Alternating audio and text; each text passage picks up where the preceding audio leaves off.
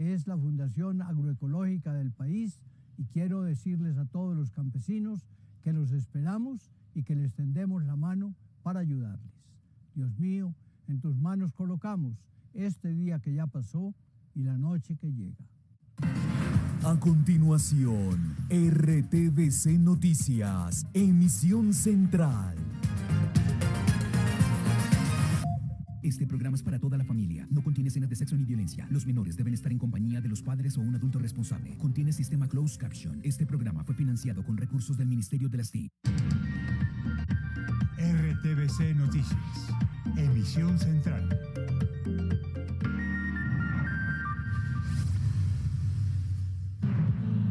Ya está en el Congreso la reforma pensional. Presidente Petro y ministra de Trabajo presentaron los 89 artículos que buscan cambios en 4 pilares. Esperen la explicación. El proyecto fortalece a Colpensiones, define condicionamientos para quienes cotizarán en el régimen público y para quienes vayan a fondos privados. Presidente Gustavo Petro destacó el objetivo social del proyecto pensional y advirtió del riesgo de los fondos privados.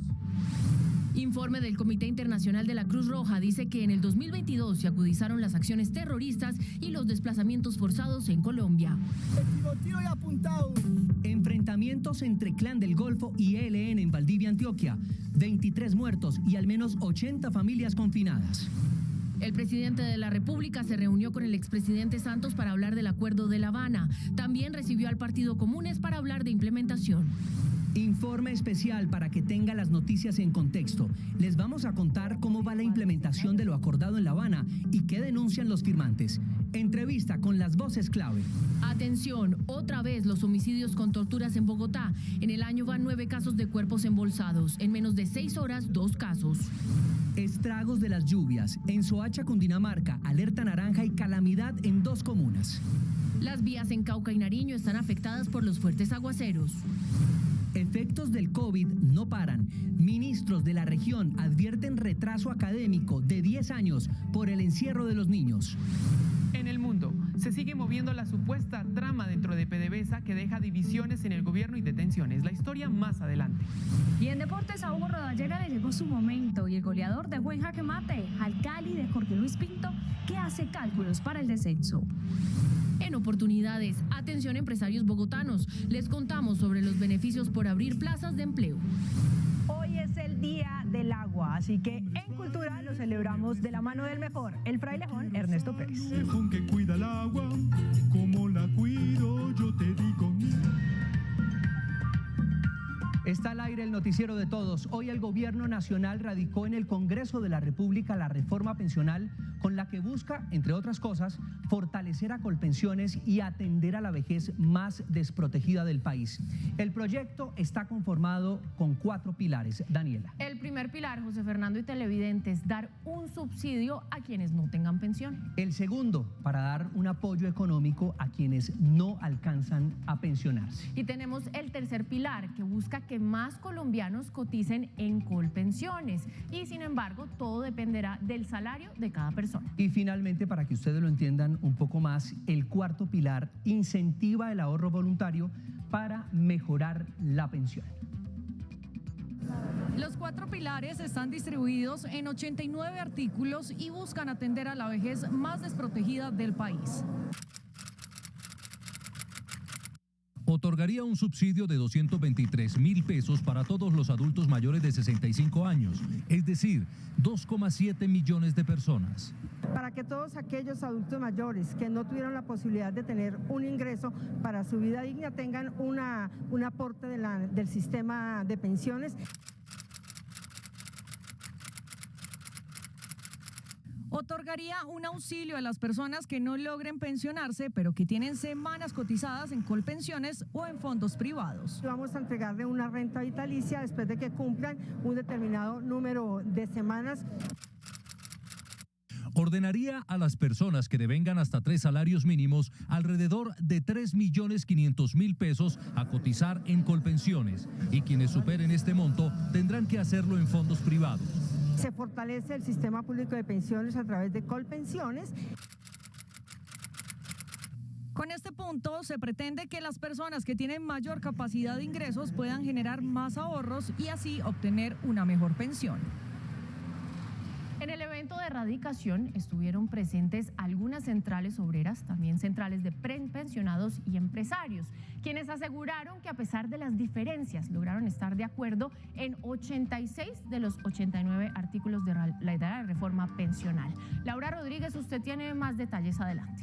Daniela, muy buenas noches para usted y para todos los televidentes. Sí, efectivamente, cerca de las 2 de la tarde, el gobierno radicó esta reforma que busca, entre otras cosas, es realizar cambios precisamente en estos detalles que hacen parte del sistema pensional colombiano. Para conocer un poco más acerca de la reforma, tenemos que conocer algunos detalles. Actualmente en Colombia, en Colpensiones, hay 6,7 millones de afiliados. Por su parte, en los fondos de pensiones hay 18,7 millones de personas. Esto quiere decir que son un poco más de 25 millones. Lo preocupante de esta cifra es que solo 9 millones de personas se pensionan en el país.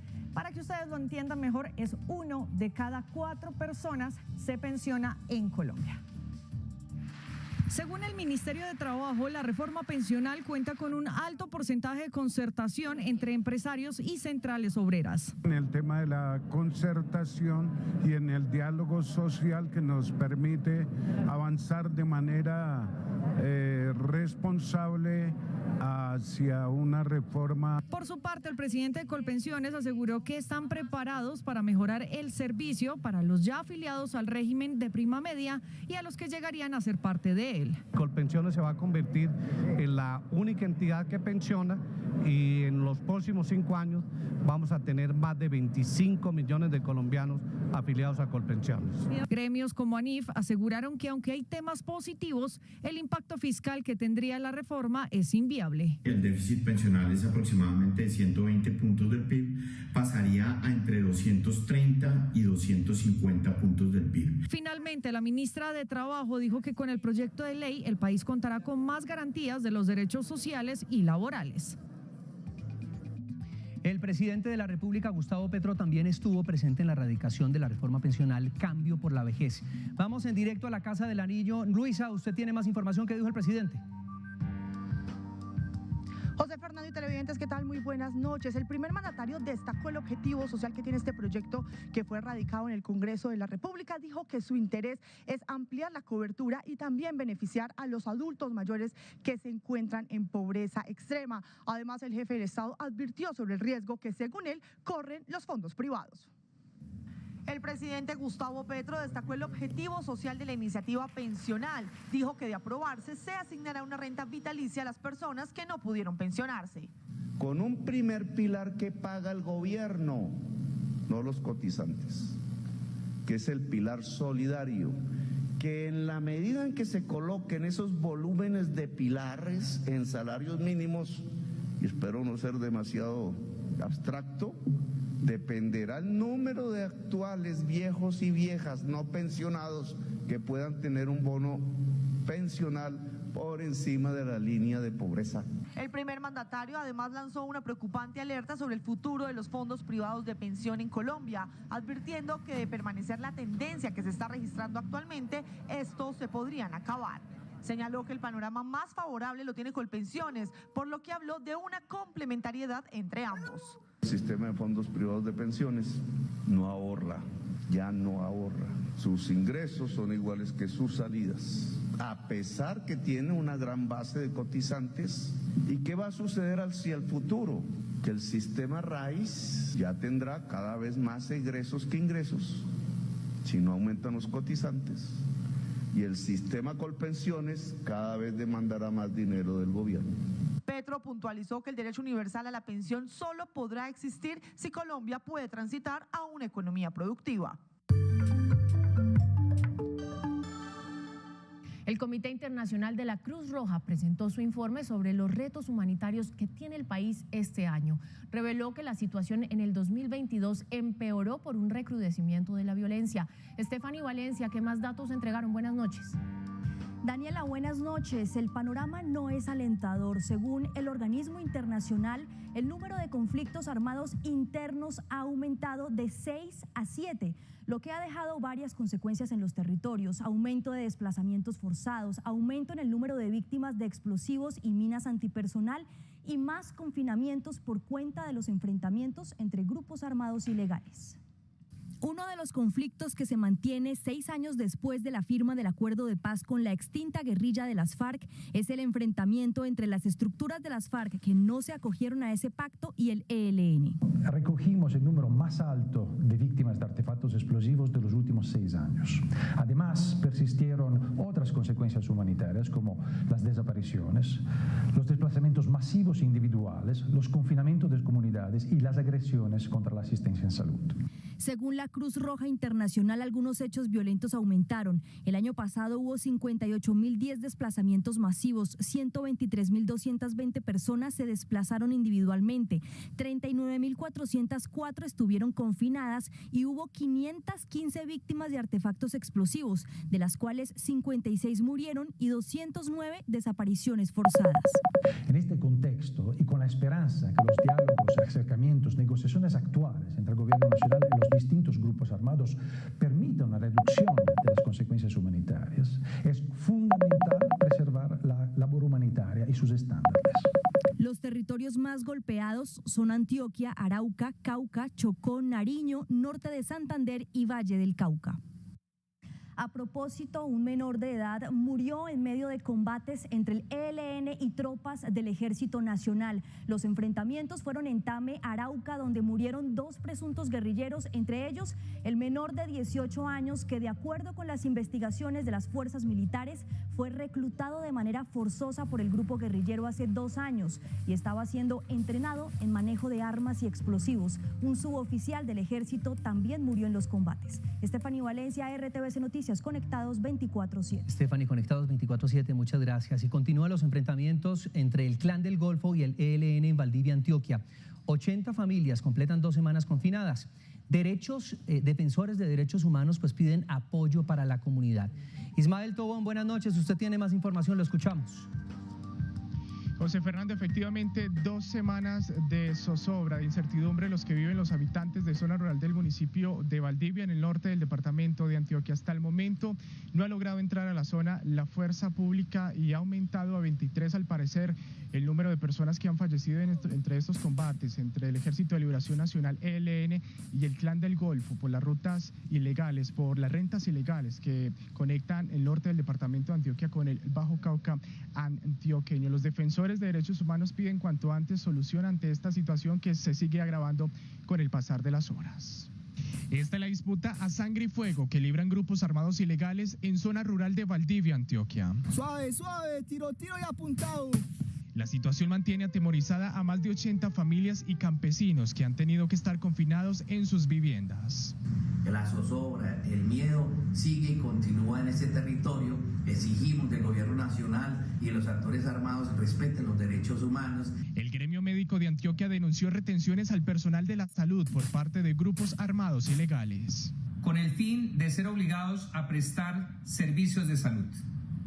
Hacemos un llamado a la autoridad, a la población y a estos mismos grupos armados al respeto, a la integridad y a la libertad de los profesionales de la salud.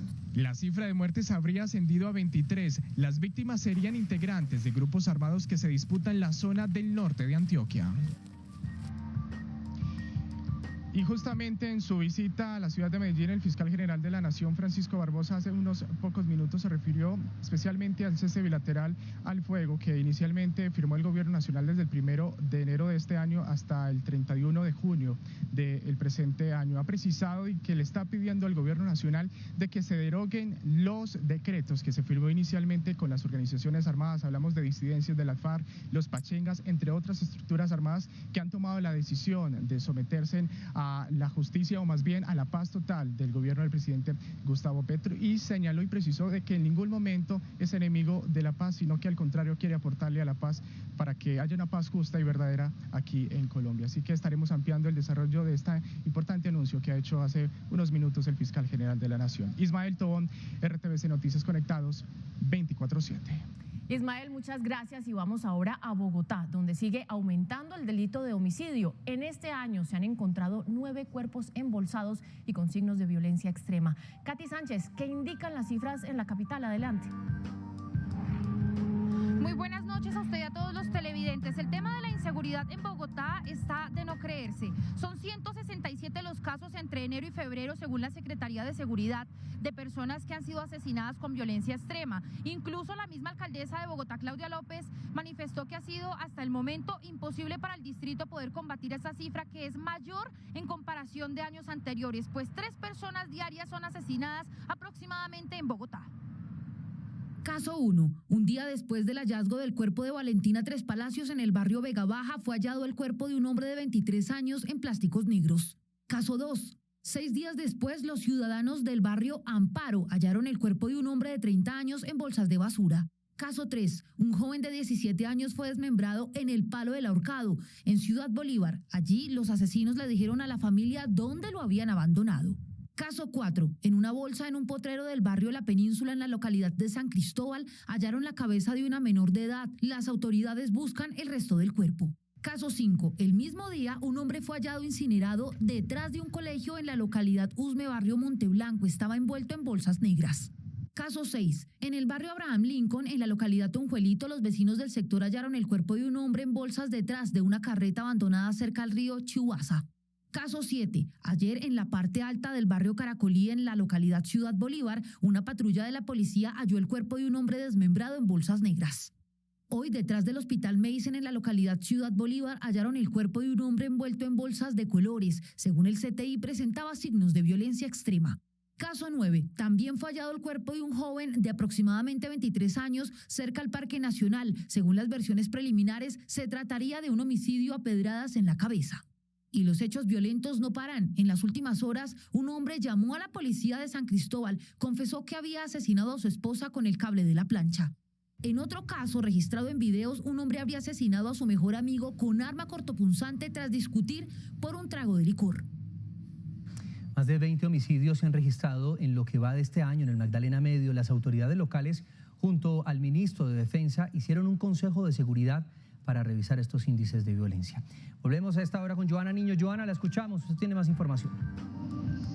José Fernando y televidentes, muy buenas tardes. Entre las conclusiones, el ministro de Defensa, Iván Velázquez, solicitó refuerzo en el pie precisamente de fuerza tanto de policías como de militares, pero también que será el mismo director de la Policía Nacional quien se encargue de esclarecer cuáles son esas necesidades que requiere cada municipio del Magdalena Medio. Los más de 70 homicidios reportados en el último año en el Magdalena Medio provocaron la realización del primer Consejo de Seguridad Regional de 2023 en Santander. Que haya presencia del Gobierno Nacional frente a esta gran preocupación de violencia, frente a esta situación, incremento de asesinatos por parte del Clan del Golfo, del ELN, las disidencias de la FARC. El ministro de Defensa, Iván Velázquez, como representante del Gobierno Nacional ante los hechos violentos, propuso incrementar el pie de fuerza en la zona. Estamos ya en el momento final del diseño de la política pública de bienestar para las fuerzas militares y la Policía Nacional. Puerto Wilches necesita muchos más policías, necesita más ejército, necesita más infantes de marina para poder atender la necesidad de la comunidad en cuanto a seguridad. En lo corrido de 2023 se han registrado en el Magdalena Medio 79 homicidios, 37 son en territorio santandereano. Y hasta ahora precisamente el presidente Gustavo Petro está haciendo la entrega simbólica de actas a las 180 víctimas que se han registrado, o bueno, a algunas de ellas en el Magdalena Medio santandereano, inclusive también algunas de Antioquia. En este momento precisamente el presidente se está dirigiendo a los asistentes. Esa es toda la información desde Santander. Joana Niño, RTVC Noticias, conectados 24/7.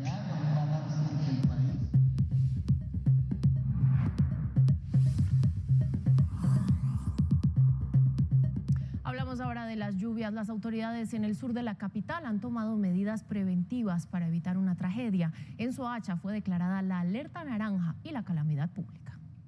Son muchos casos de personas que siguen en inminente riesgo por las lluvias, pero que no tienen a dónde ir si salen de la zona. Doña Olga y su esposo son adultos mayores con una grave discapacidad visual y solicitan ayuda al distrito. Por la lluvia sí nos tocó que salir por miedo, porque a la hora que se derrumbe eso, nosotros los dos solitos ahí, nadie le va a dar la mano a uno y le va a decir, o en un caso de que se derrumbe eso, cada quien para su lado. Algunos vecinos se aprovecharon de su condición y en vez de brindarles apoyo, los robaron. Las cobijas, la colchoneta, una estufa de 4 puestos de gas, cilindro, toda la loza nos dejaron sin nada. Las autoridades quieren evitar una tragedia. Estamos desmontando 28 estructuras deshabitadas que lo que están haciendo es generándole una carga mayor a este sector donde no puede haber ningún tipo de vivienda o de familias. Capturar a los tierreros es otro de los importantes objetivos en este operativo. Porque muchas de estas personas han sido víctimas de estafa, ya que les venden estos terrenos con la promesa de reasentamiento o de legalizar los mismos, cuando las condiciones del terreno no lo permiten, porque esta es una zona de riesgo alto no mitigable. Las secretarías de Gobierno, Seguridad, Alcaldía Local de Ciudad Bolívar y Policía permanecerán en este lugar hasta despejar la zona. 8 carreteras de Cauca están afectadas por derrumbes e inundaciones. Más de 15.000 personas han resultado afectadas por los cierres de estas vías. Ferney Meneses, periodista de la Radio Nacional, nos cuenta con detalles.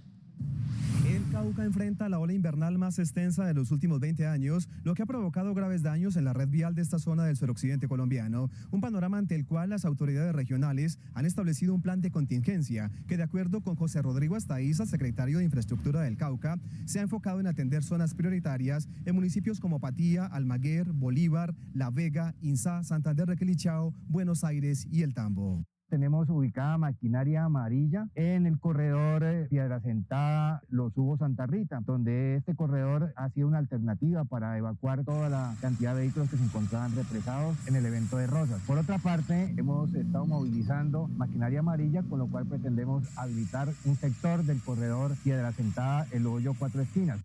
Otras de las intervenciones tienen que ver con la ampliación de carreteras por debilitamiento de terreno y pérdida de banca, especialmente en los tramos Palmitas, Lerma, Almaguer y Pancitará La Vega, en la región del macizo colombiano sur del Cauca. Y en Nariño, las autoridades adelantan el mantenimiento de 5 vías afectadas por las fuertes lluvias de las últimas semanas. Este es un informe de Diego Burgos, periodista de la Radio Nacional. En el departamento de Nariño, las constantes lluvias que se han registrado han dificultado el paso en algunas vías departamentales. La situación más crítica se vive en el tramo entre El Empate y San José de Albán.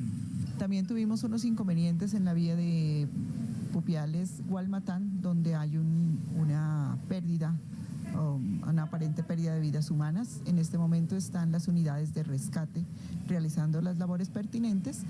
A esto también se le suma las dificultades en la carretera panamericana por desprendimiento de piedra, eso en el municipio de Chachagüí y en Puerto Remolino.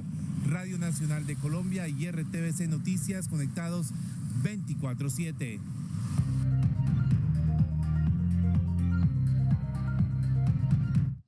El presidente de la República, Gustavo Petro, tuvo hoy 2 reuniones clave relacionadas con una posible revisión a los acuerdos de La Habana. Recibió en distintos momentos al expresidente Juan Manuel Santos y a los firmantes y hoy líderes del Partido Comunes. Luisa Barberi, buenas noches. Usted tiene más información. José Fernando, así es, con total hermetismo transcurrió este encuentro aquí en la Casa de Nariño, que duró aproximadamente 3 horas, pero según altas fuentes que estuvieron en esa reunión aseguraron que el presidente Gustavo Petro dijo que su interés no es cambiar la esencia del texto original de este acuerdo, pero sí hacer algunos anexos que permitan robustecer el acuerdo para su posterior implementación. De acuerdo a fuentes cercanas al encuentro, que duró cerca de 3 horas, el expresidente Santos le pidió al primer mandatario implementar el acuerdo. Petro respondió que su intención no es tocar el texto original. No obstante, sí habría quedado abierta la posibilidad de que se le incluyan algunos anexos que no modificarían la esencia del acuerdo, y también se habló de la destinación de recursos económicos para este fin. El jefe de Estado también se reunió con el presidente del Partido Comunes, Rodrigo Londoño, a quien le reiteró el tema de la implementación y las posibles modificaciones modificaciones del acuerdo. Hablamos de la CECIBI y le explicamos en detalle lo que es la CECIBI, que es la instancia donde se pueden trabajar las dos partes firmantes del acuerdo para cualquier ajuste, cualquier reforma que le quiera hacer, y hay toda la disposición siempre y cuando eso sea en función de construir, que sea constructivo. Londoño expuso que el tema de garantías de seguridad de los firmantes también estuvo sobre la mesa y le reiteró al comisionado de paz Danilo Rueda que la situación que viven 200 familias de excombatientes es un caso de desplazamiento forzado generado por amenazas. Veamos algunos datos y voces clave relacionadas con el Acuerdo de La Habana para que ustedes tengan esta noticia en contexto, José. Bien, pues los invitamos a recordar primero que el acuerdo de paz entre el gobierno Santos y las FARC fue firmado el 24 de noviembre del año 2016. Este proceso dejó desmovilizados 13.000 guerrilleros que fueron reubicados en 22 zonas veredales. La reunión de hoy en Palacio ocurrió en un contexto doble. Los análisis a lo que va implementado y, por supuesto, las constantes denuncias del Partido Comunes por los firmantes asesinados. La firma del acuerdo del Teatro Colón en 2016 concretó el fin del conflicto con una de las guerrillas más antiguas del país. Más de 13.000 hombres desmovilizados y el fin de una confrontación de más de 50 años. El acuerdo incluyó 6 compromisos. La reforma rural integral, participación política, fin del conflicto, solución al problema de las drogas ilícitas, las víctimas y la implementación del acuerdo. La preocupación de quienes entregaron las armas y se desmovilizaron son los asesinatos y amenazas que a diario reciben. A la fecha, 352 desmovilizados de la FARC han sido asesinados desde la firma del acuerdo del Teatro Colón, según cifras de Indepaz. Esto de por sí es doloroso. Hoy en día hablar de más de 350, 360 asesinatos de firmantes de paz, pues obviamente que nos conmueve, nos duele. Los firmantes y hoy políticos del Partido Comunes alegan falta de cumplimiento de los acuerdos por parte de los gobiernos de turno. Han corrido más de 6 años y medio prácticamente de la firma del acuerdo de paz y lamentablemente en este tiempo la firma no fue efectiva. Una de las situaciones preocupantes la viven hoy las 200 familias de los desmovilizados que han denunciado las difíciles condiciones de seguridad en la ETCR de Mesetas, donde aseguran han tenido que salir desplazados. Ese episodio generó un cruce de opiniones entre Danilo Rueda y el jefe de Comunes. Desde el primer momento de conocida la situación pública de una amenaza, pero también identificando los otros factores de riesgo, el gobierno colombiano se comprometió en asegurar y crear todas las condiciones para la permanencia en Mesetas. Rodrigo Londoño insiste en que los ex-FARC de Mesetas fueron víctimas de desplazamiento forzado. No fue una decisión deliberada abandonar el ETCR de Mesetas. Fue un desplazamiento forzado. En ese contexto fue que se cumplió hoy la reunión en el Palacio de Nariño. En la misma estuvieron el presidente de la República, el comisionado y los representantes del Partido Comunes. Revisemos de nuevo entonces esa cifra sobre la que encienden las alarmas los integrantes de Comunes. Es que, Daniela y televidentes, 352 excombatientes de las FARC han sido asesinados. Y a esa cifra de exintegrantes de las FARC asesinados se suma otro tipo de violencia y es la de líderes asesinados. En total hay 1.440. Además, en el país hay 3.000 líderes amenazados actualmente, esto según Indepaz. Bien, pues veíamos en los informes que uno de los momentos de preocupación en estos días es la denuncia de amenazas contra integrantes de un antiguo espacio territorial de capacitación y reincorporación, también conocido como ETCR. Además, Mariana Páez en Mesetas Meta. Claro, además a eso se suma la frase del presidente de la República sobre una posible revisión a lo acordado en La Habana. Pues consultamos una voz clave que nos explica estos dos hechos. La encargada de la implementación en el gobierno, Gloria Cuartas. El acuerdo dejó 6 puntos importantes. Punto 1, hacia un nuevo campo colombiano que es lo que hoy conocemos como la reforma rural integral. ¿Cómo va eso? De este punto, solo ahora en el gobierno del presidente Gustavo Petro estamos hablando de la compra de 3 millones de hectáreas. Cada hectárea, más o menos, 20 millones de pesos para un total de 60 billones de pesos. Y si pudiésemos decirlo en porcentaje, ¿en qué porcentaje iría entonces este primer punto? Se lo voy a responder por el catastro multipropósito. El catastro multipropósito, para poder ordenar la ruralidad colombiana con usos múltiples. Llevamos el 9% y tenemos el 9% del catastro multipropósito, que hace parte de este primer punto. Sin el catastro multipropósito es imposible que un país ordene los usos de su suelo.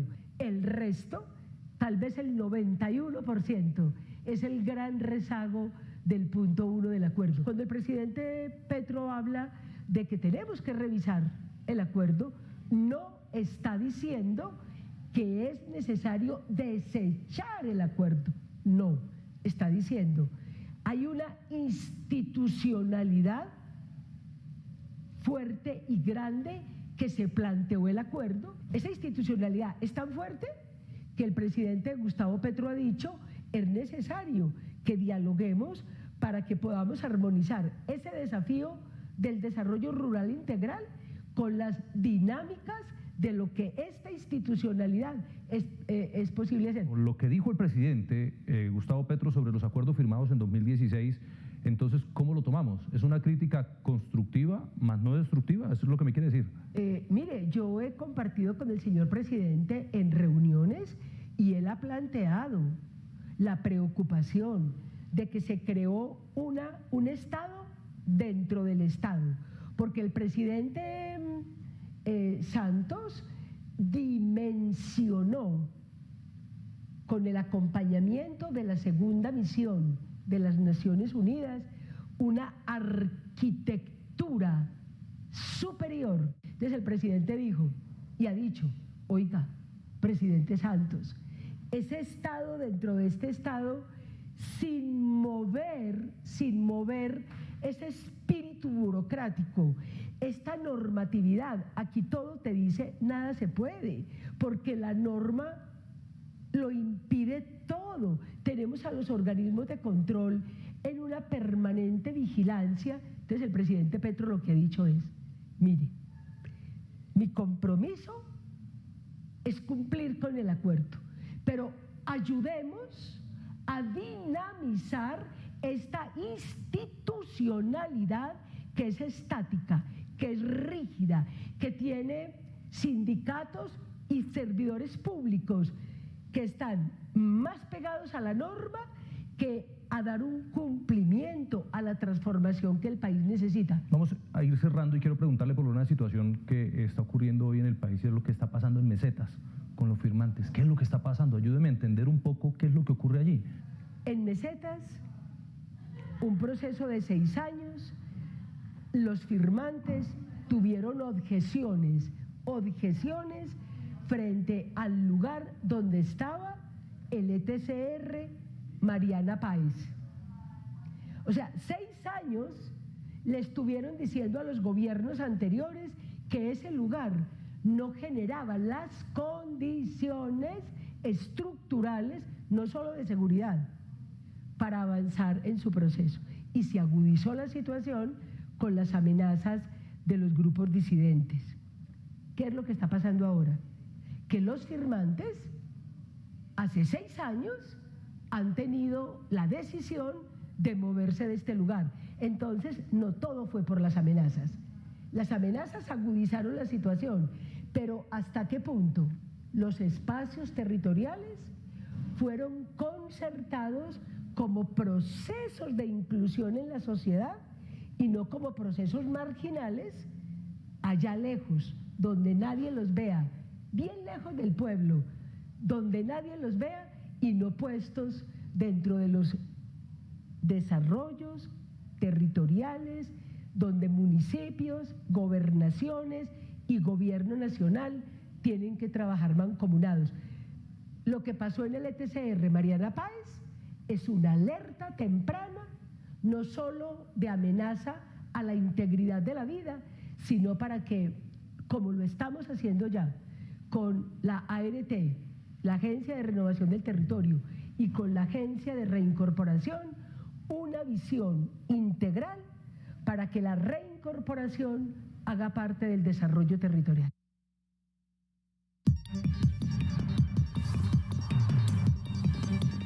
Son las 7:32 de la noche. Atención, el presidente de la República le acaba de enviar un duro mensaje al fiscal general.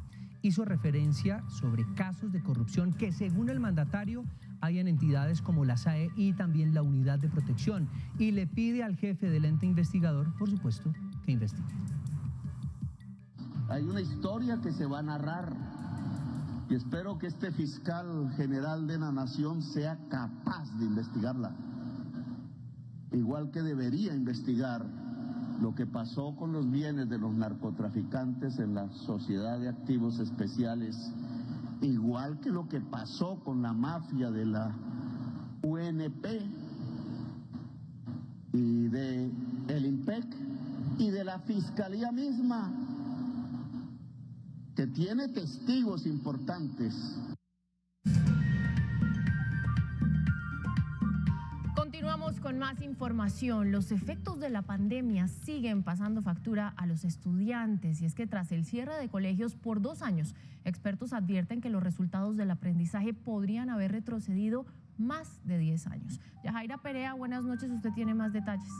Hola, ¿qué tal? Buenas noches. En un encuentro de cerca de 12 ministros de Educación y 21 representantes del sector de países de América Latina y el Caribe en Bogotá, se reveló que el confinamiento afectó la capacidad de aprendizaje, habilidades de lectura y procesos de matemáticas de miles de estudiantes de la región, y que el compromiso político y social es clave para lograr la nivelación.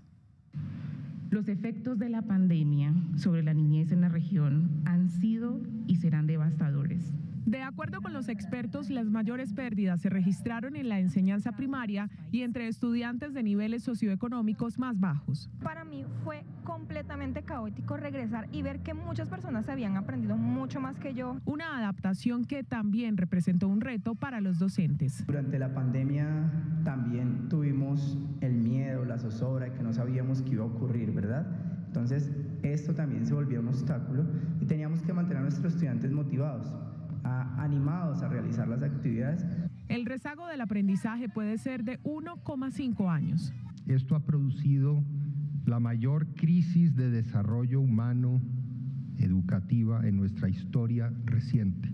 12 ministros de Educación y 21 representantes del sector de diferentes países se sumaron al llamado internacional para articular medidas y políticas públicas para atender las brechas de aprendizaje producto de la pandemia y cierre de los colegios.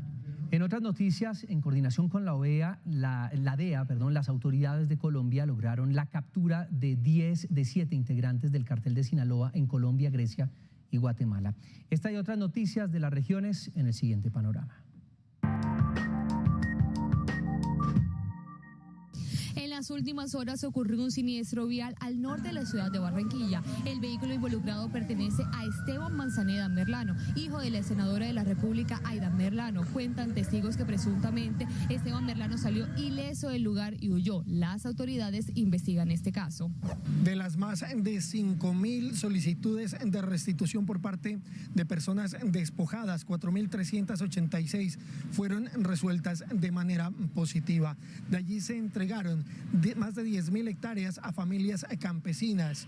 En su visita a Santander, el Contralor Nacional de la República, Carlos Hernán Rodríguez, reveló que tras una minuciosa investigación encontró hallazgos fiscales por más de 800.000 millones de pesos, que serían de 125 obras importantes, entre ellas de infraestructura vial y hospitales.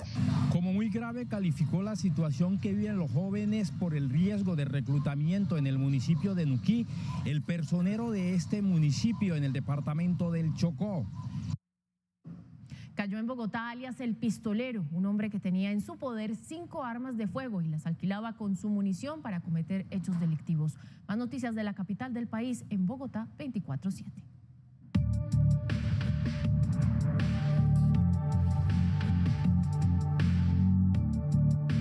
En medio del Foro Somos Agua, realizado por la empresa de acueducto de Bogotá en conmemoración del Día Mundial del Agua, la alcaldesa de la ciudad, Claudia López, anunció que a partir de hoy quedó abierta la licitación para la construcción de la planta de tratamiento de aguas residuales Petar Canoas. El proceso irá hasta el 25 de mayo.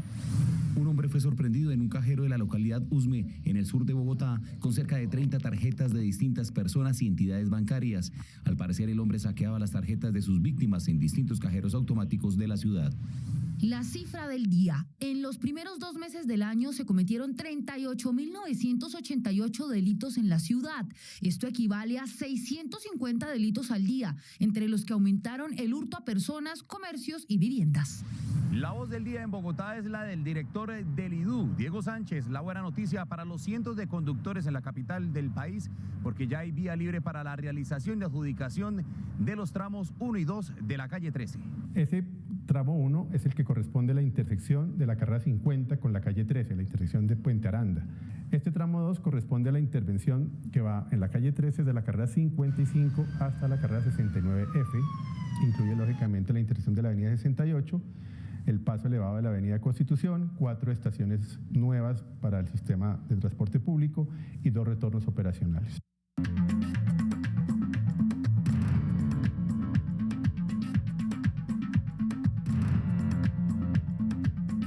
Los hechos del mundo en RTVC Noticias. El ministro venezolano de Petróleo, El Aizami, renunció luego de revelarse una operación anticorrupción que salpica a PDVSA y a varios de sus colaboradores más cercanos. Van 19 detenciones en esa operación. Camila Bradford, usted tiene más detalles. Camila, adelante. Buenas noches. Venezuela es noticia, porque lo que ocurre con el petróleo y el chavismo tiene todo que ver con ser la cúspide de las reservas mundiales. Se habla de un supuesto faltante de $3.000 millones en un país que depende exclusivamente de ese recurso. Desde Miraflores se encomendó identificar supuestos entramados dentro de PDVSA. La operación movió las bases de Tarek El Aizami, estratega del crudo venezolano, quien renunció y ya deja casi 20 detenciones. Venezuela, toda ella, sus subsidios, su economía tambaleante y hasta sus alimentos limitados dependen todavía de las cantidades de oro negro, del petróleo que hay bajo sus tierras. Y el hombre, el más reciente estratega detrás de esa industria, de explotar el recurso para sostener al país entero, dio sorpresivamente un paso al costado. El ministro Tarek El Aizami ha dado a conocer a través de las redes sociales y me ha hecho llegar su renuncia al cargo de ministro de Petróleo. La cúpula de PDVSA, Petróleos de Venezuela, de la que El Aizami estaba al frente, estaría permeada por prácticas corruptas y malversación de fondos. Al menos $3.000 millones desviados en criptomonedas, según resultados que arrojó la investigación de la Policía Nacional contra la Corrupción, discreto cuerpo que adelanta una cruzada contra ella, dejando ya altos funcionarios detenidos. Y tengo la absoluta voluntad y la absoluta decisión de ir hasta la raíz misma para desmembrar todas estas mafias que hemos descubierto con las manos en la masa. Entre los arrestados se encuentran 3 personas cercanas al poderoso El Aizami. Un jurado de Nueva York aplazó la decisión de acusar penalmente al expresidente de los Estados Unidos, Donald Trump. El siguiente es un informe de Ángela González, de nuestro canal aliado La Voz de América.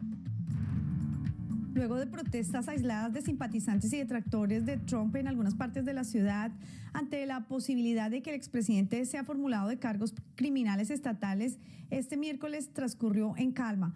A cambio, un fuerte operativo policial con calles cerradas se registró en las afueras de la Torre Trump, mientras el exmandatario podría arribar en cualquier momento a la ciudad de Nueva York, lo que interrumpe el tráfico y genera pérdidas a los negocios del área. Se espera que el pliego de cargos se dé a conocer solamente hasta que el jurado especial escuche a un testigo de la defensa y pueda entonces votar y fijar una fecha de audiencia para que Donald Trump se haga presente en la Corte del Distrito de Manhattan.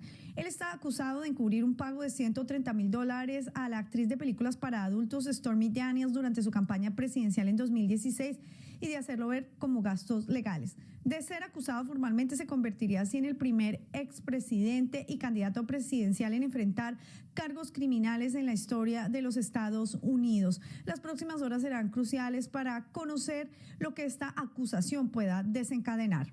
Desde Nueva York, Ángela González de La Voz de América para RTVC.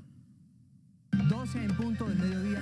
Cada mediodía, José Fernando Patiño lo lleva por las regiones de Colombia y por las noticias con imparcialidad, con todas las voces. ¿Quiénes son y en qué entidades estarán? Nominado como mejor presentador de noticias, Premios India Catalina 2023. La captura del hijo del Chapo Guzmán. Estamos conectados con la información. Segundo aniversario del noticiero de todos.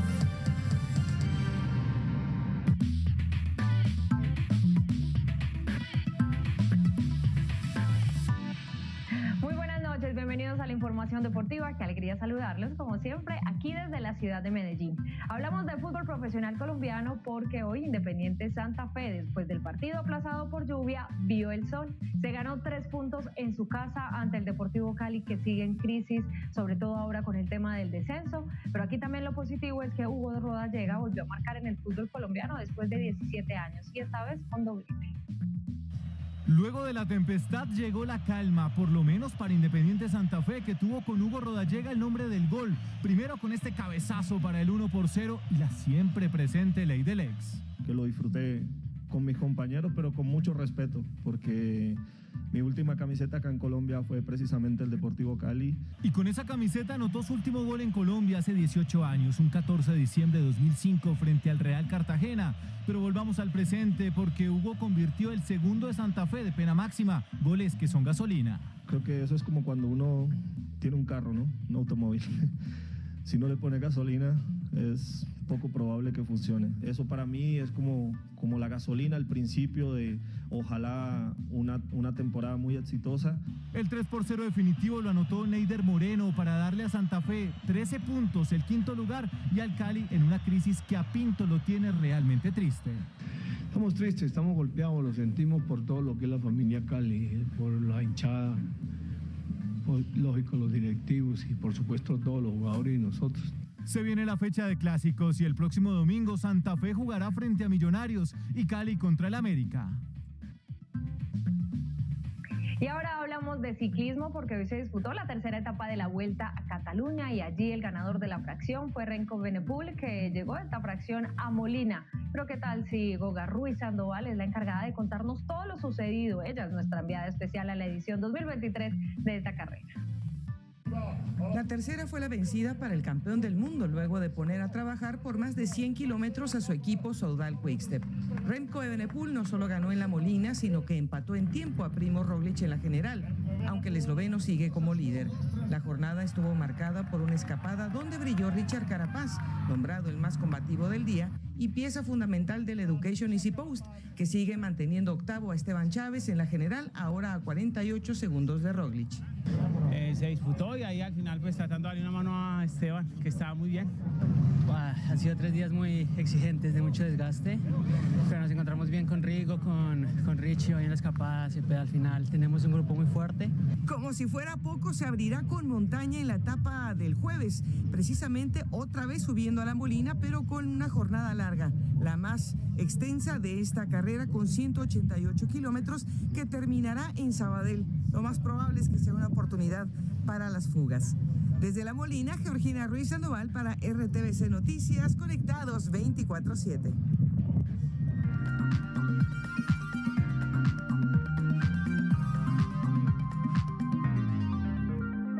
Bienvenidos a otra clase 101 en RTVC Noticias. Resulta que en Francia rodaron una nueva película sobre los 3 mosqueteros, se va a llamar Los 3 mosqueteros d'Artagnan y la van a estrenar dentro de los próximos días, así que hoy hablamos de los mosqueteros. Mosqueteros.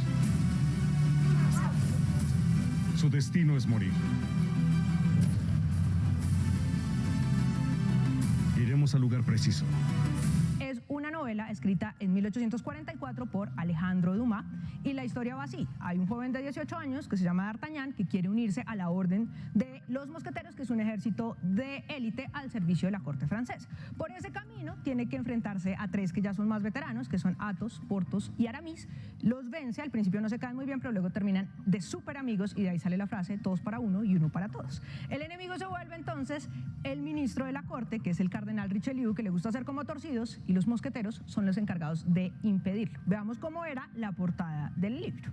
Ahora, ¿de dónde sale la historia? Resulta que la orden de los mosqueteros fue una cosa real, pero no se llamaba así al principio. Se la inventó Enrique IV, que quiso crear un ejército de élite que estuviera a su servicio, hecho por nobles, y se llamaban los carabineros. Luego, cuando subió Luis XIII, le cambió las carabinas por mosquetas y de ahí salen los mosqueteros. Y esa enemistad con Richelieu es absolutamente cierta, porque resulta que Richelieu sí era bastante corrupto y estaba acostumbrado a que todo el ejército le hiciera caso y le tapara todas esas corrupciones, pero como estos eran aristócratas, pues no le tenían miedo y le llevaban la contraria. Los mosqueteros han estado presentes en el arte de distintas maneras. Han estado en la pintura, han estado en el cine. En el 2011 hay una película que seguramente ustedes ya vieron. Han estado también en la música y hay algo que yo estoy segura que todos ustedes recuerdan, porque seguramente lo vimos de niños o de adolescentes, y les voy a dar una pista. Resulta que suena así.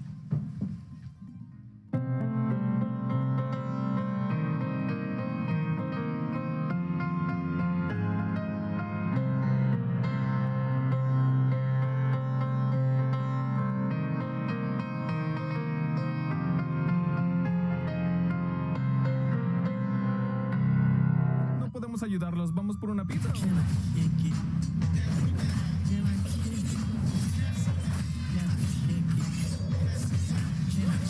¿Pero qué son esas cosas? No sé, parecen como Shrek Mini. Las tortugas ninja están inspiradas en los tres mosqueteros, que en realidad son cuatro, contando a D'Artagnan. Así que estos cuatro mercenarios que tienen nombres de pintores italianos, Donatello, Rafael, Miguel Ángel y Leonardo, tienen la misma causa, la misma unión de ser amigos inseparables y de luchar por el bien del mundo. Así que ya saben, buen momento para volver a leer Los Tres Mosqueteros, o por qué no, para volver a verse todas las temporadas de las Tortugas Ninja.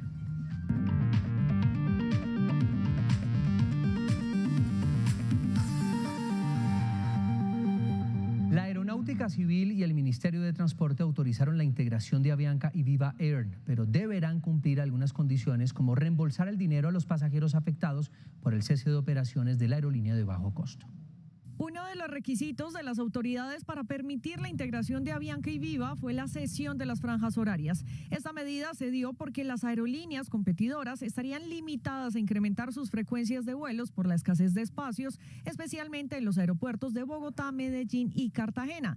También por la suspensión sorpresiva de las operaciones de Viva, deberán hacer el reembolso a los más de 400.000 pasajeros afectados. Sin embargo, sobre las condiciones, Avianca señaló que estudiará las implicaciones de las medidas.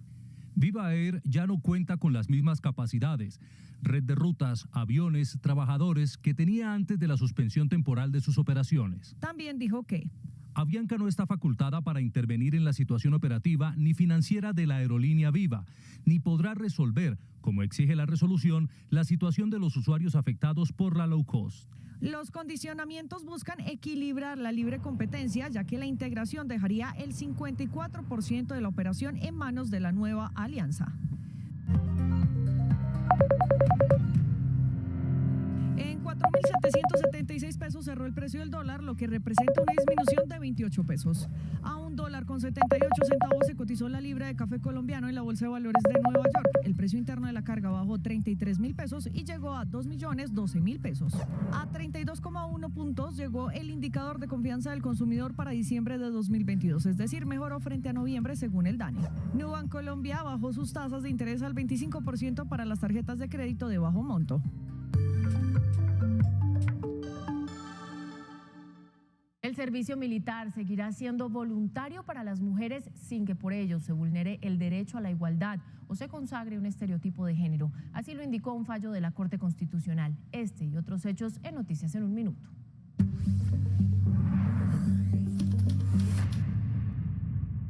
En Medellín se llevó a cabo la audiencia sobre medidas cautelares adoptadas en la Comuna 13, con el fin de proteger los puntos de interés forense para permitir el avance en la búsqueda de víctimas de desaparición posiblemente inhumadas en la escombrera. El IMPEC confirmó la captura del director de la cárcel de Vélez Santander, el capitán Miguel de los Santos. El funcionario es acusado de al parecer recibir dinero para dar permisos de salida a los reclusos del centro penitenciario. La Fiscalía radicó el escrito de acusación contra John Paulo, señalado de asesinar a la DJ Valentina Tres Palacios. El ente acusador solicitó una pena de 50 años de prisión. Pues esperamos que las tesis que ha planteado la Fiscalía pues sean acogidas por el juez de conocimiento y se logre una condena ejemplar en contra de esta persona por tan grave conducta contra la mujer. La Corte Suprema de Justicia abrió investigación a la excongresista Sara Piedrahita por el denominado cártel de la hemofilia. Asimismo, la citó a indagatoria por los supuestos delitos de falsedad en documento privado y fraude procesal. Y mañana en nuestro informe especial nos vamos a meter a los caños y canales de Bogotá y les vamos a mostrar lo que ocurre allí, desde consumo de drogas hasta comercio de elementos robados. Cada noche, Laura Galindo le cuenta historias al piano. Bueno, seguro ustedes la han escuchado en alguna parte. Hoy está nominada como mejor presentadora de variedades. Es una fórmula que existe en la música popular y es el acorde menor con séptima, que es este.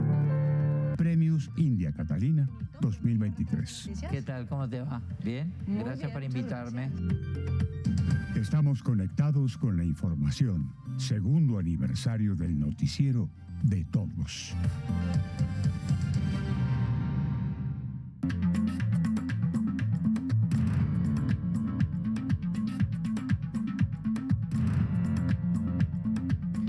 Rusia arremetió contra infraestructura civil en Ucrania. 8 personas murieron. Los hechos ocurrieron después de la visita de los líderes de China y Japón a las capitales de los países enfrentados. Ella se turna, pero no deja de verse igual.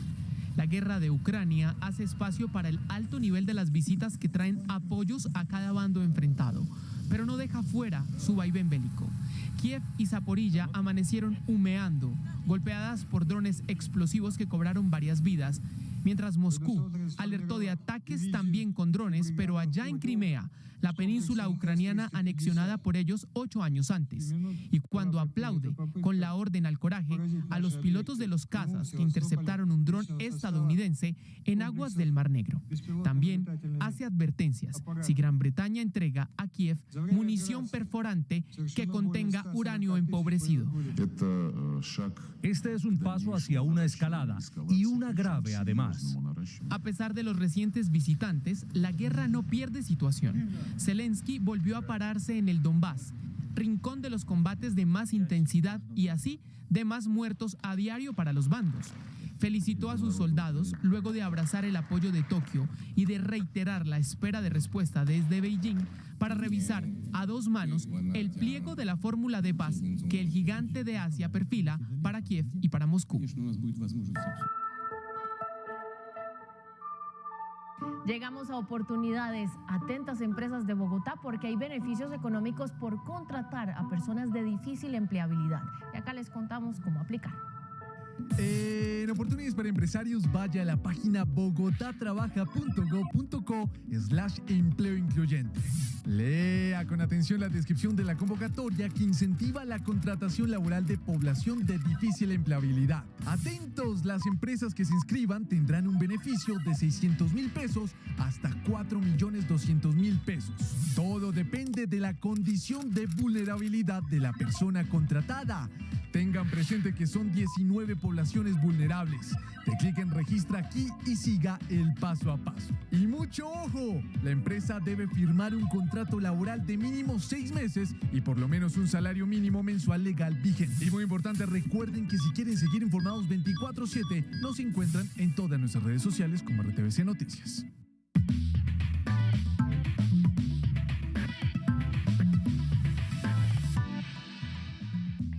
Y seguimos con más deportes. Colombia logró clasificar a 4 de 5 boxeadoras a la semifinal de este Mundial de Boxeo en la rama femenina. Ingrid Valencia, Jenny Arias, Angie Valdés y Gabriela Camilo fueron las encargadas de llevarse medallas para nuestro país. Una actuación fantástica que comenzó muy temprano con Camila Gabriela Camilo, que venció 4-1 a la china Taipei Wen Suqing en la categoría 63 kilogramos. Nuestra boxeadora aprovechó su alcance para mantener lejos a la rival, pero también cuando se acercó pudo conectar para convencer a los jueces que le dieron el triunfo. Ahora peleará por un cupo a la medalla de oro contra la rusa Natalia Sichujeva. Posteriormente, Ingrid Valencia, que sigue acostumbrando al país a sus triunfos, venció en los 50 kilogramos a la italiana Giordana Sorrentino. Valencia, de rojo, fue a buscar a su rival desde el inicio y con experiencia y técnica superó a la pegadora europea para dejar el combate a favor por 4 puntos contra 1 y ahora combatir en la semifinal ante la india Sarit Nikat. La tercera clasificada de las medallas es Jenny Arias. En los 54 kilogramos le ganó por decisión a la kazaja Shaina Shekeroekova. La asiática fue una contrincante peligrosa de buena técnica que complicó a la colombiana por momentos, pero Arias se sobrepuso e incluso conectó para que el referí le hiciera conteo de protección. Finalmente y con mucha alegría, la celebración fue colombiana por la clasificación. Y finalmente Angie Paola Valdés también consiguió un cupo por las medallas. En los 60 kilos derrotó a la local india Yasmin con un contundente 5-0 y a puro baile, la colombiana ya está en semifinales para pelear contra la china Wen Lu Yang. Informes especiales RTBC Noticias. Le atribuyó al periodismo gran parte de su literatura. Una mirada con periodismo en profundidad. Contar historias es también un arte. Gao, 40 años del Nobel, nominado a Mejor Producción Periodística y o de Opinión. Premios India Catalina 2023. Uno sabe cuáles son los lectores que quieren el momento en que escribe y los demás todos son bienvenidos. Estamos conectados con la información. Segundo aniversario del noticiero de todos.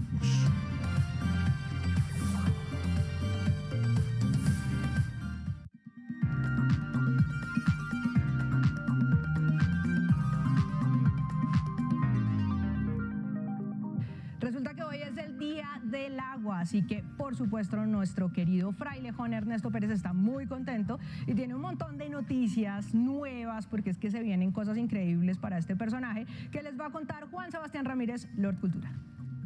Hola, mi nombre es frailejón Ernesto Pérez, te quiero saludar, no me conoces. En el Día Mundial del Agua, el influencer medioambiental más querido de Colombia, frailejón Ernesto Pérez, le dio una entrevista en primicia a RTBC Noticias, donde aprovechó para enviar un mensaje contundente. Tu amigo frailejón Ernesto Pérez es que invito a todos los humanos a ver la naturaleza no como una cosa para explotar por su beneficio, tampoco para verla como un lugar a donde vas a ir a vacaciones. Una vez un humano dijo eso y me dio mucha risa. Yo soy tu amigo frailejón Ernesto Pérez, y te enseño una lección. El trabajador de planta de RTBC en exclusiva nos dio la chiva sobre su nueva temporada. El próximo 15 de abril se estrena la serie en la que soy protagonista. Oh sí, se llama Frailejón Ernesto Pérez y la leyenda de la gota más pura. En esta oportunidad, Ernesto Pérez se dará cuenta que una especie de planta invasora introducida por los humanos amenaza la supervivencia de los frailejones. Los bosques y su flora hay que rescatar. Además, Ernesto Pérez ya está preparando su viaje a Cartagena para la ceremonia de los premios India Catalina, donde está nominado en 2 categorías. De mi generación. Es un reconocimiento para nuestra casita en la tierra, para el agüita y para todas las personas que están trabajando por tener un planeta mejor. Por eso los invito a votar para que nos ayuden a llevar esos premios al páramo y que mi familia frailejona también esté muy feliz. La la la la la la la la la la la la la. ¿Qué tal esa foto tan espectacular con el frailejón Ernesto Pérez? Hasta aquí las noticias, gracias por estar con nosotros. Recuerden votar en nuestras 3 nominaciones del Noticiero de Todos, a los premios India Catalina y también a las 31 nominaciones que tenemos como sistema de medios públicos. Maravilloso, estamos aquí celebrando en el sistema de medios públicos y bueno, esperamos traernos esos India Catalina a casa. A ustedes gracias por acompañarnos, nos esperamos mañana con más información al mediodía y en nuestra emisión central a las 7 de la noche. Chao.